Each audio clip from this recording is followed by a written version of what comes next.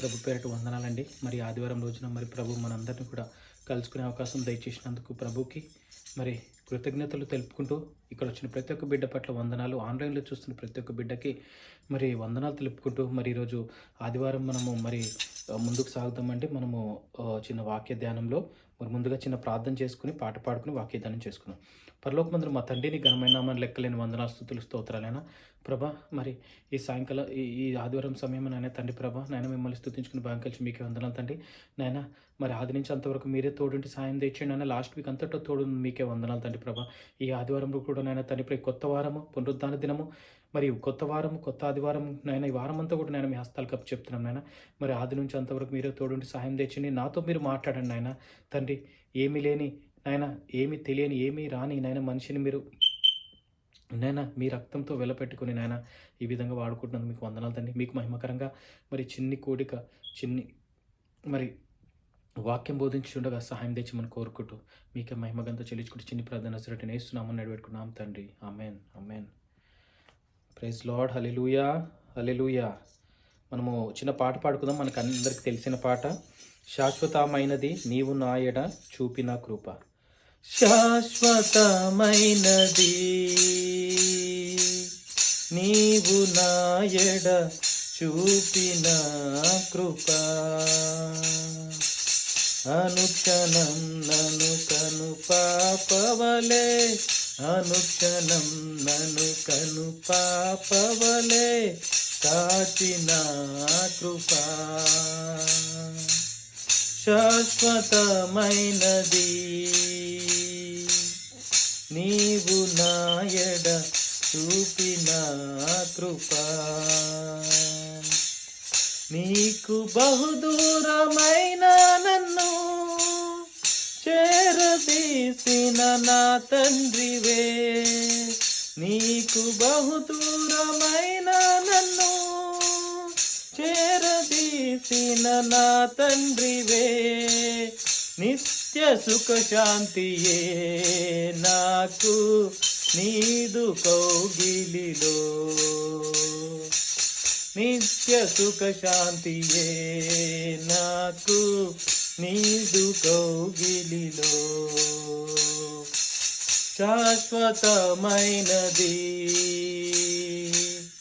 నీవు నాయడ చూపిన కృప, తల్లి తన బిడ్డలను మరచిన నేను మరువ లేనంటివే, తల్లి తన బిడ్డలను మరచిన నేను మరువలేనంటివే, నీదు ముఖ కాంతియే నన్ను ఆదరించేనులే, నీదు ముఖ కాంతియే నన్ను ఆదరించేనులే. శాశ్వతమైనది నీవు నాయడ చూపిన కృప. హల్లెలూయా, హల్లెలూయా, హల్లెలూయా. మరి వాక్యదానం చేసుకుందామండి. ఇప్పుడు మనం ఈ వారము మత్తయి సువార్త 8వ అధ్యాయం చూసుకుందామండి. లాస్ట్ వీక్ మనం మత్తయి సువార్త 7వ అధ్యాయం చూసుకున్నాము. మరి ఈ వారము మత్తయి సువార్త 8వ అధ్యాయము. మరి 8వ అధ్యాయము మనము 5 విభాగాలుగా డివైడ్ చేసుకుని 5 రకాల మరి టాపిక్స్గా మనం డివైడ్ చేసుకుని మనము ధ్యానించుకుందామండి. ముందుగా మత్తయి సువార్త 8:1-13 చూసుకుందాం. టాపిక్ వచ్చేసి Jesus heals a man with leprosy. యేసు లెప్రసీతో బాధపడుతున్న ఒక మనిషిని స్వస్థపరచుట. మత్తయి సువార్త 8:1-13. యేసు ఈ మాటలు చెప్పి ముగించినప్పుడు జనసమూహము ఆయన బోధకు ఆశ్చర్యపడుచుండ్రి. ఏలే అనగా ఆయన వారి శాస్త్రుల వలె కాక అధికారము గల వాని వలె వారికి బోధించెను. అది మనం 7వ అధ్యాయంలో వరకు చూసుకున్నాం. ఇప్పుడు 8వ అధ్యాయం ఏంటంటే 8వ అధ్యాయం 1-13. ఆయన ఆ కొండ మీద నుండి దిగి వచ్చినప్పుడు బహుజన సమూహములు ఆయనను వెంబడించెను. ఇదిగో కుష్ఠరోగి వచ్చి ఆయనకు మొక్కి, ప్రభువా నీకు ఇష్టమైతే నన్ను శుద్ధినిగా చేయగలవనెను. అందుకు ఆయన చెయ్యి చాపి వాని ముట్టి, నాకిష్టమే, నీవు శుద్ధుడవు కమ్మని చెప్పగా తక్షణమే వాని కుష్ఠరోగము శుద్ధి ఆయను. అప్పుడు యేసు ఎవరితోనూ ఏమీ చెప్పక ఎవరితోనూ ఏమీ చెప్పకు సుమి. కానీ నీవు వెళ్ళి వారికి సాక్షార్థమైన నీ దేహమును యాజకునికి కనబరుచుకొని మోషే నియమించిన కానుక సమర్పించుమని వానితో చెప్పాను. ఆయన కపెర్నహూములో ప్రవేశించినప్పుడు ఒక శతాధిపతి ఆయన యొద్దకు వచ్చి, ప్రభువా, నా దాసుడు పక్షవాయువుతో మిగుల బాధపడుచు ఇంటిలో పడియున్నాడని చెప్పి ఆయనను వేడుకొనెను. యేసు, నేను వచ్చి వాని స్వస్థపరచెదనని అతనితో చెప్పగా, ఆ శతాధిపతి, ప్రభువా, నీవు నా ఇంటిలోనికి వచ్చుటకు నేను పాత్రుడను కాను. నీవు మాట మాత్రము సెలవిమ్ము, అప్పుడు నా దాసుడు స్వస్థపరచబడును. నేను కూడా అధికారమునకు లోబడిన వాడును.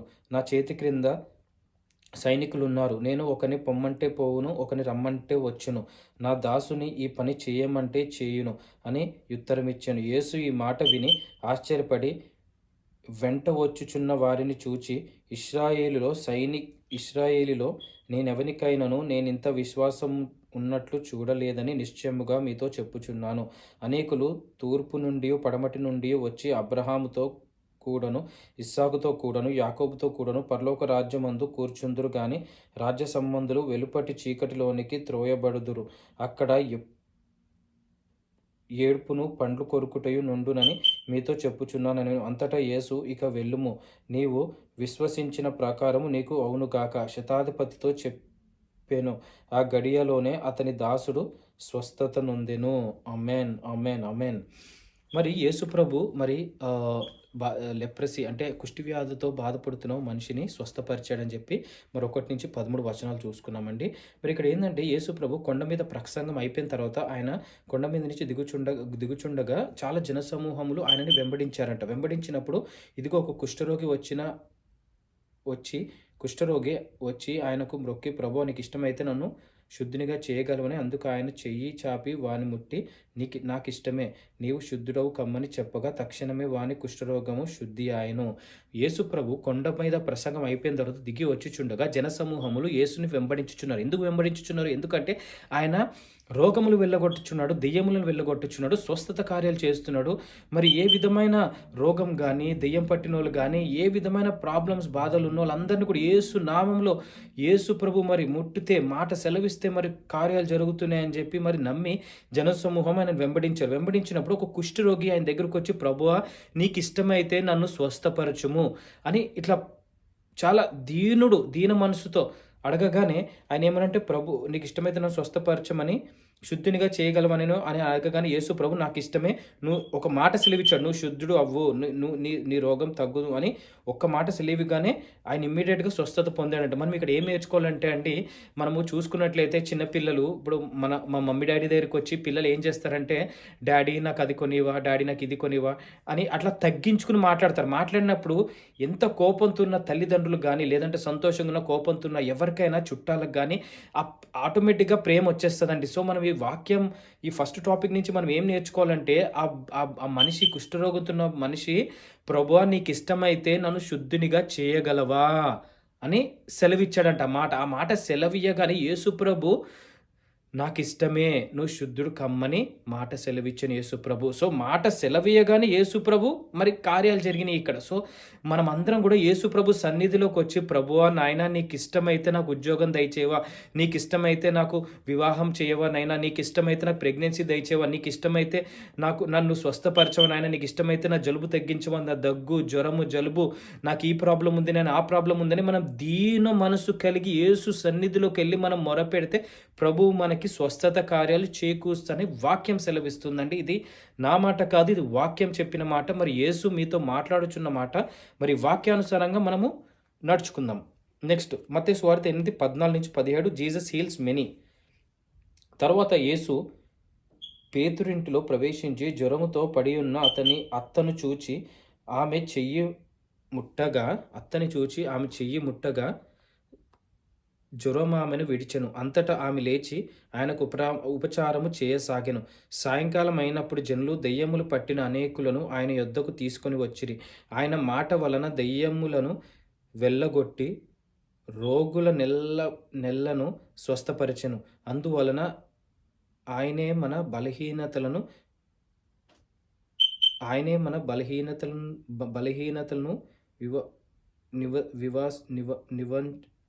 వివంచుకొని మన రోగములను భరించెనని ప్రవక్తిని యెషయా ద్వారా చెప్పబడినని నెరవేరును. ఆమెన్.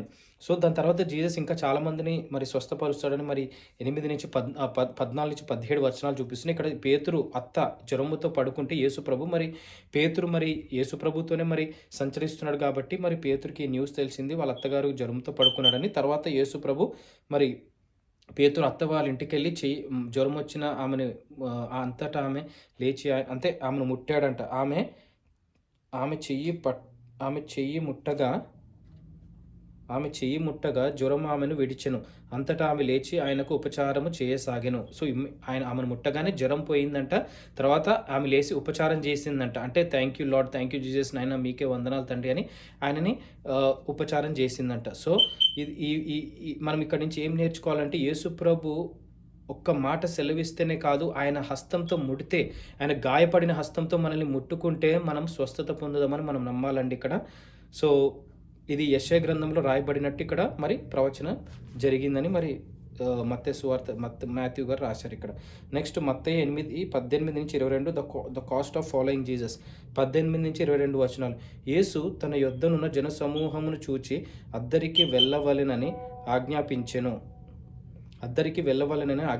అంతటా ఒక శాస్త్రి వచ్చి, బోధకుడా, నీవెక్కడికి వెళ్ళినను నీ వెంట వచ్చేదనని ఆయనతో చెప్పాను. అందుకు యేసు, నక్కలకు, బొరియలకు, ఆకాశ పక్షులకు నివాసములు కలవు, కానీ మనుష్య కుమారునికి తలవాల్చుకొనుటకైనను స్థలము లేదని అతనితో చెప్పాను. శిష్యులలో మరి ఒకడు, ప్రభువా, నేను మొదట వెళ్ళి నా తండ్రిని పాతిపెట్టుటకు నాకు సెలవిమ్మని ఆయనను అడుగగా, యేసు అతన్ని చూచి, నన్ను వెంబడించుము, మృతులు తమ మృతులను పాతిపెట్టుకొననిమ్మని చెప్పెను. ఆమెన్. సో 18-22 వచనాలు అంటే దేవుణ్ణి వెంబడించడం వల్ల అంటే ఎంత ఖర్చు, అంటే కాస్ట్, అంటే value, what is a value. యేసుని వెంబడించడం వల్ల వాల్యూ ఏంటంటే యేసు ఇక్కడ సెలవేమి ఇస్తున్నాడంటే 18-22 వచనాలు ఒక మనిషి వచ్చి ఏం చెప్తున్నాడంటే, ప్రభువా నాయన, శిష్యులు మరి ఒకడు, ప్రభువా, నేను మొదట వెళ్ళి నా తండ్రిని పాతి పెట్టుటకు నాకు సెలవిమ్మని ఆయనను అడుగగా, అంటే ప్రభువా, నా తండ్రి చనిపోయాడు, నేను ఆయన పాతి పెట్టడానికి వెళ్తున్నాను, నాకు పర్మిషన్ ఇవ్వండి. ఏసేమనంటే, యేసు అతన్ని చూచి, నన్ను వెంబడించుము, మృతులు తమ మృతులను పాతి పెట్టుకొనిమ్మని చెప్పాను. అంటే మృతుల్ని పాతి పెడతారు, నువ్వు మాత్రం నన్ను వెంబడించుము. అంటే మీ తండ్రి చనిపోయారు కానీ నువ్వు నన్ను వెంబడించుము. అంటే ప్రభు ఏం సెలవిస్తున్నాడు అంటే, నువ్వు నన్ను వెంబడించడం అంటే యేసు సువార్త ప్రకటన. యేసు ఎందుకు వచ్చాడండి? యేసు భూలోకంలోకి ఎందుకు వచ్చాడు? రిక్తునిగా చేసుకుని మానవ రూపుకి ఎందుకు వచ్చాడు? ఆయన ఈ భూలోకంలో సువార్త ప్రకటించాడు. ఆయన ఈ భూలోకంలో బాప్తిసం పొందిన తర్వాత సువార్త ప్రకటించాడు. సో ఆయన సువార్త ప్రకటించినప్పుడు వీళ్ళందరూ వెంబడించారు. సో వెంబడించడం ఏం చెప్తున్నారంటే, మీరు నా వెంబడి వస్తున్నావు కాబట్టి నువ్వు ఈ సువార్త పనిలో నువ్వు ముందుకెళ్ళు, మృతులను పాతి పెడతారు. అంటే చనిపోయి ఎవరైతే నన్ను వెంబడించారో వాళ్ళు మృతులతో సమానం అన్నట్టు మరి వాక్యం సెలవిస్తుంది. ఎందుకంటే వాళ్ళు దేవుడిని వెంబడించట్లేదు, అంటే దెయ్యాన్ని వెంబడించినట్టే. అంటే దేవునికి విరుద్ధంగా ఉన్నాయన్నీ వెంబడిస్తున్నారు, పాటిస్తున్నారు, దేవుని ఆజ్ఞలు గైకొనట్లేదు. కాబట్టి మృతులను పాతి పెట్టుకుంటారు. అంటే మీ తండ్రి చనిపోయారు కాబట్టి వాళ్ళని పాతి పెట్టేటోళ్ళు వేరే వాళ్ళు ఉన్నారు, వాళ్ళు చూసుకుంటారు. ఫస్ట్ నువ్వు నన్ను వెంబడించమని దేవుడు చాలా స్పష్టంగా ఇక్కడ మరి వాక్యం సెలవిచ్చాడు. అంటే మనల్ని ఏమంటున్నాడంటే, మీరు సువార్త పనిలో ఉంటే దేవుడు సువార్త పనిలో ముందుకెళ్ళండి, వేరే పనులన్నీ దేవుడు చూసుకుంటాడు. సో అని దేవుడు వాక్యం సెలవిస్తుంది.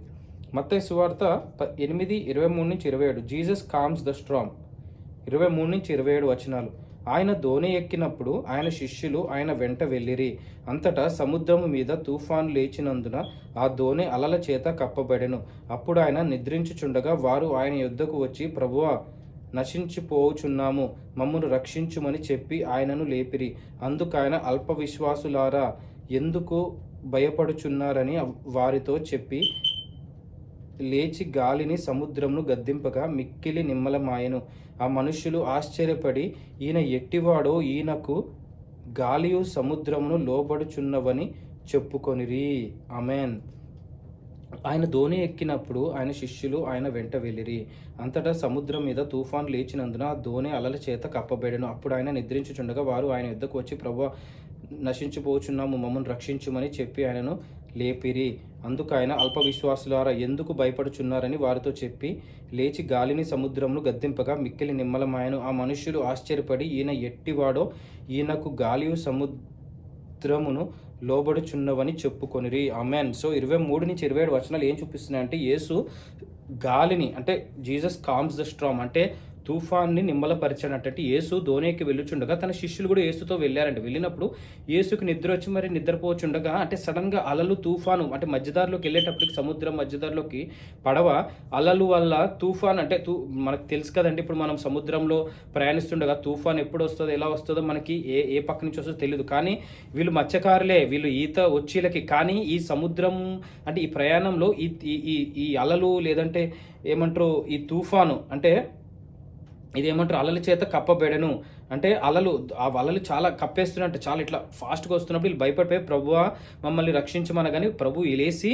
అల్ప విశ్వాసులారా మీరు ఎందుకు భయపడుచున్నారు, మీరు ఎందుకంటే మీలో నేను విశ్వాసం నింపుతూనే వస్తున్నాను ప్రతి క్షణం, మీరు ఎందుకు భయపడుతున్నారు, ఈ అలలను చూసి మీరు భయపడకండి, మీరు ధైర్యంగా నిశ్చింతగా ఉండండి నేను అని దేవుడు వాళ్ళకి ఫస్ట్ ఓ మాట చెప్పి విశ్వాసం దయచేసి అప్పుడు ఈ అలల్ని గద్దించాడంట. ఏమని గద్దించాడు? ఆ మనుషులు ఆశ్చర్యపడి ఈయన ఎట్టివాడో, ఈయనకు గాలియు సముద్రము లోబడుచున్నవని చెప్పుకొనిరి. అప్పుడు వాళ్ళు ఈయన ఇంత గొప్పవాడేంటి, ఈయన ఒక్క మాట సెలవిస్తుంటే ఈ అలలు ఇవన్నీ కూడా సైలెంట్ అయిపోతున్నాయి, నిమ్మలం అయిపోతున్నాయి అని చెప్పి చాలా ఆశ్చర్యపోయారని మరి వాక్యం సెలవిస్తుంది. సో యేసు ఒక్క మాట సెలవిస్తే అదేవిధంగా మన జీవితాల్లో చూసుకున్నట్లయితే ఈ అలలు లాంటి ఈ అలలు అంటే సముద్రంలో అలలు వచ్చినట్టు మన జీవితాల్లో అలలు వస్తాయండి. అలలు అంటే financial problems, physical problems, health problems, mental problems, ఏ విధమైన పిల్లలది కానీ ప్రెగ్నెన్సీ కానీ పీరియడ్స్ కానీ లేదంటే జాబ్ కానీ లేదంటే ఏ విధమైన ఏ ప్రాబ్లం అయినా రావచ్చండి. కానీ ప్రభు ఏమని సెలవిస్తున్నాడంటే మీరు అల్ప విశ్వాసులారా మీరు విశ్వాసం ఉంచుకోండి, మీకు ఇలాంటి ప్రాబ్లమ్స్ వచ్చినా యేసు మాకు తోడై ఉన్నాడు, యేసు హస్తబలం మా మీద ఉంది, యేసు హస్తబలం మా తల మీద ఉంది, మా ఇంటి మీద ఉంది, మా పిల్లల మీద మా కుటుంబం మీద ఉందని మనం విశ్వసించాలని వాక్యం సెలవిస్తుంది. సో మనం ఆ విశ్వాసంతో ముందుకు సాగుదామండి వాక్యం సెలవిచ్చినట్టు.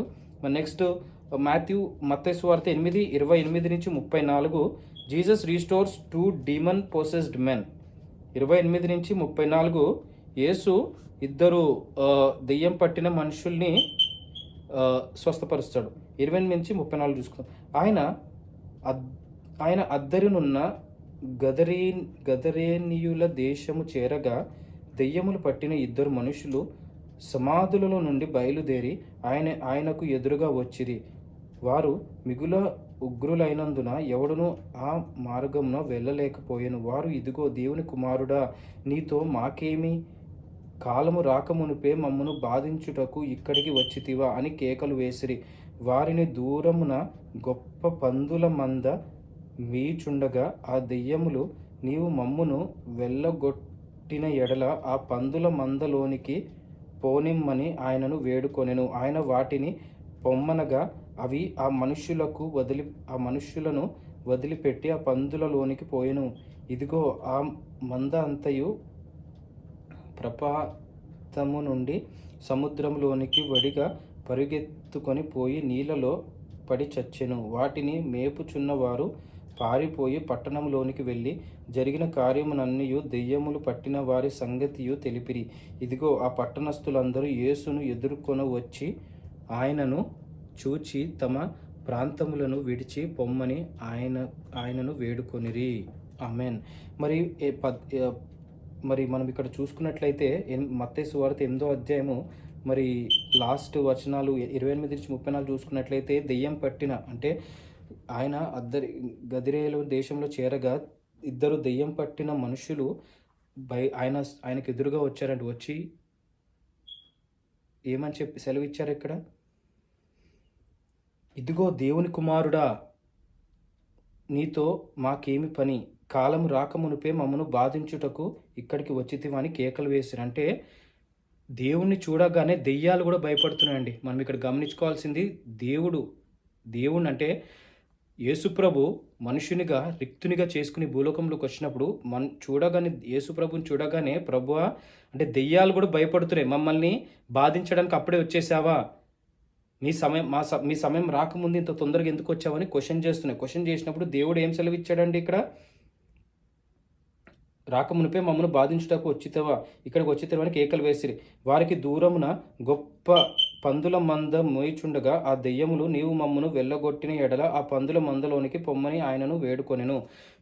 నువ్వు మమ్మల్ని ఇక్కడ నుంచి వెళ్ళిపోమంటే వెళ్ళిపోతాం తండ్రి, నువ్వు మాట సెలవిస్తే వెళ్ళిపోతామని దెయ్యాలు కూడా భయపడుతున్నాయండి. నువ్వు మాట సెలవిస్తే వెళ్ళిపోతాము, కానీ మమ్మల్ని పందుల మందలోకి పంపిమంటే యేసు పందుల మందలోకి పంపిగానే పందుల మంద అలా అని పరిగెత్తుకుంటే సముద్రం పడి చచ్చిపోయినాయి అంట. చచ్చిపోయిన తర్వాత ఇదిగో ఈ పట్టణస్థులందరూ యేసును ఎదుర్కొని వచ్చి ఆయనను చూచి తమ ప్రాంతములను విడిచి పొమ్మని ఆయనను వేడుకొనిరి. సో ప్రాంతములను విడిచి వెళ్ళిపోమని చెప్పి యేసుని వేడుకొనరండి. ఎందుకంటే వాళ్ళు భయపడ్డరు. ఏంది ఈ మనుషుడు, ఏంది ఇంత గొప్ప కార్యాలు చేస్తున్న, ఒక్క మాట సెలవిస్తే ఇలా జరుగుతుంది అలా జరుగుతుందని చెప్పి జనసమూహం అందరూ కూడా భయపడుతున్నారంట. సో ఈ వాక్యం ఏం సెలవిస్తుందంటే మనము యేసులో నడుచుకోవాలండి. మనం ఇప్పుడు చూసుకున్న టాపిక్లన్నీ కూడా మనం మళ్ళీ ఒకసారి మనము ప్రార్థనలో రివైజ్ చేసుకుని మనం ముగించుకుందామండి. మరి యేసు ఎంతో గొప్ప దేవుడు అండి. మరి ఆయనని మనము విశ్వసించాలి, నమ్మాలి. ఆయనే నిజమైన దేవుడు అని నమ్ముకుని ముందుకు సాగుదాం. ఈ వారం అంతట్లో మరి ప్రార్థన చేసుకుని ముగించుకుందాం. పరలోకమందు మా తండ్రిని గమ్యనామాన్ని లెక్కలేని వందనాలు స్తుతులు స్తోత్రాలైనా మరి ఆదివారం రోజున నేను మమ్మల్ని స్తుతించుకునే భాగ్యం కలిసి మీకే వందనాలు తండ్రి. మరి ఈ విధంగా నేను వాక్యదానం చేసుకునే కృపచం మీకే వందనాలు తండ్రి. మత్తయి సువార్త 8వ అధ్యాయంలో 5 డిఫరెంట్ టాపిక్స్ చూపించారు తండ్రి. మీకే వందనాలు తండ్రి. మరి మీరు కుష్ఠరోగ వ్యాధిని మనిషిని హీల్ చేశారు, తర్వాత చాలామందిని హీల్ చేశారు, తర్వాత మిమ్మల్ని వెంబడించుట ఎంతో వాల్యుబుల్ అని చెప్పారు తండ్రి. అదేవిధంగా మీరు స్ట్రామ్ని కామ్ చేశారు. అదేవిధంగా 2 దెయ్యం పట్టిన మనుషుల్ని కూడా నాయన మీరు కామ్ చేశారు. ఆ విషయానికే మీకే వందనాలు స్తోత్రాలు తండ్రి. ప్రభా నాయన తండ్రి, ప్రభా మీకే వందనాలు తండ్రి. ప్రభా నాయన తోడు నీడ ఉన్నందుకు మీకే వందనాలు తండ్రి. ప్రభా ఈ 5 డిఫరెంట్ టాపిక్స్ని మీ సన్నిధిలో పెట్టుచున్నాను తండ్రి. ప్రభా మరి ఈ 5 టాపిక్స్ నాయన ఎవరైతే వినుచున్నారో ప్రతి ఒక్క బిడ్డ మనసులో నాయన వాళ్ళు ఈ చాప్టర్ మొత్తం ఈ వారం ధ్యానించుకుని నాయన విశ్వాసం కలిగి జీవించే కృపను కోరుకుంటున్నాను నాయన తండ్రి. ప్రభా నాయన మా విశ్వాసము ఎంత ఉందో మాకు తెలియదు నాయన, కానీ మేము విశ్వాసంలో ముందుకెళ్ళి కృపను కోరుకుంటున్నాను తండ్రి. ప్రభా ఇలాంటి తుఫాన్ లాంటి అలలు ఎన్నో వస్తున్నాయి, మా జీవితాల్లో తట్టుకునే శక్తిని దయచేయండి నాయన. మిమ్మల్ని మేము నిజమైన దేవుడికి అంగీకరించే కృపను కోరుకుంటున్నాను నాయన తండ్రి. ప్రభా మీ కృపా బాహుల్యాన్ని నాయన మమ్మల్ని మీద మా కుటుంబాల మీద దయచేయమని కోరుకుంటున్నాను నాయన. మీకే వందనాలు స్తుతులు స్తోత్రాలైన తండ్రి. ప్రభా ఈ వారం అంతట్లో 8వ అధ్యాయం మొత్తం కూడా ధ్యానించుకుని ముందుకెళ్ళే కృపను కోరుకుంటూ మరి నాయన ప్రతి ఒక్క బిడ్డకి మేము మెండైన దీవెనలు దయచేయమని దయచేయమని కోరుకుంటూ మీకే మహిమ ఘనత చెల్లించుకుంటూ చిన్ని ప్రార్థన నజరేయుడైన యేసు నామమున నడిపెట్టుకుంటాం తండ్రి. ఆమెన్. అందరికీ షలోమ్ అండి. Have a great day. Thank you.